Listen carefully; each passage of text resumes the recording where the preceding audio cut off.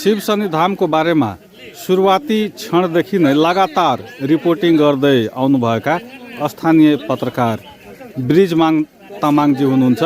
ब्रिजमानजी, तपाईँ यो शिव शनि धामको बारेमा कहिलेदेखि रिपोर्टिङ गर्न सुरु गर्नुभयो?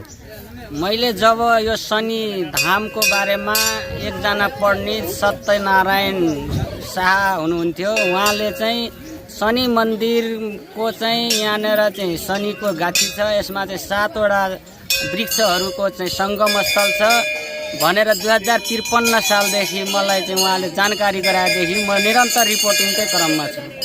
के पाउनुभयो 2053 सालको अवस्थामा र अहिले जुन हेर्नुहुन्छ?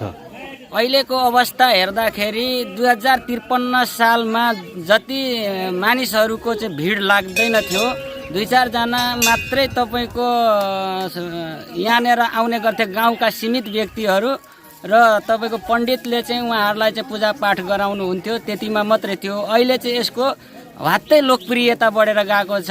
अहिले हेर्दाखेरि मैले चाहिँ यो गरेको मेहनत, मैले चाहिँ गरेको रिपोर्टिङले चाहिँ मैले चाहिँ एउटा सफलता हासिल गरेको महसुस भइरहेछ। अनि यहाँको जुन धार्मिक आस्था र विश्वास छ त्यो मान्छेमा कतिको गएको छ? एकदमै यो धार्मिक आस्थाको कुरा गर्ने हो भने एकदमै मान्छेलाई विश्वास छ। यहाँ कतिपय साथीहरूको प्रतिक्रिया के आएको छ भन्दाखेरि म शनि धामको दर्शन गरेकोले मेरो मनोकामना पुरा भएको छ, मेरो छोराले जागिर पाएछ, मैले जागिर पाएछ, इत्यादि कुराहरू मेरो मनोकामना धेरै पुरा भइसकेछ भन्ने कुरा सुन्नु पाएको छु, बुझ्नु पाएको छु। र धार्मिक पर्यटकहरूको पनि आगमन धेरै देखिरहेको छु यो बिचमा।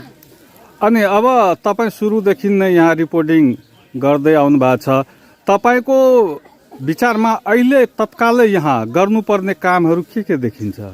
यो शनि मन्दिरमा जुन भक्तजनहरूको भिडभाड छ यसको व्यवस्थापन गर्नका लागि सर्वप्रथम त यो शनि मन्दिरको सुरक्षाको लागि केही सरकारले सुरक्षाको व्यवस्था पनि गरिदिनुपर्छ। अर्को कुरा भौतिक पूर्वाधारहरू, जसरी बाटोको ठुलो अभाव देखिन्छ, यो सुरुकालदेखि नै बाटो यस्तै नै अभाव थियो, यसरी नै अहिलेसम्म पनि त्यस्तै नै भइराखेको हुनाले सर्वप्रथम यो बाटो निर्माण गरिदिनु पर्ने चाहिँ देखेको छु।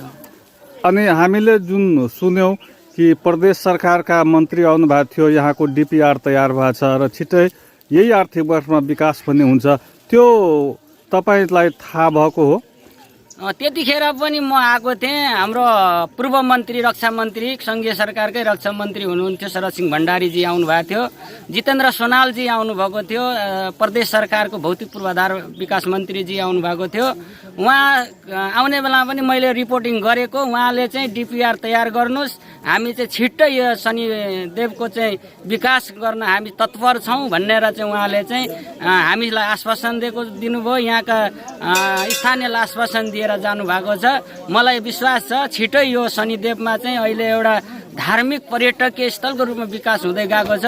यो अझ चाहिँ उहाँ प्रदेश सरकारको त्यो लगानीले, प्रदेश सरकारको योजनाले अझ यसले चाहिँ प्रभावकारी रूपमा अगाडि बढ्छ जस्तो मलाई लागेको छ।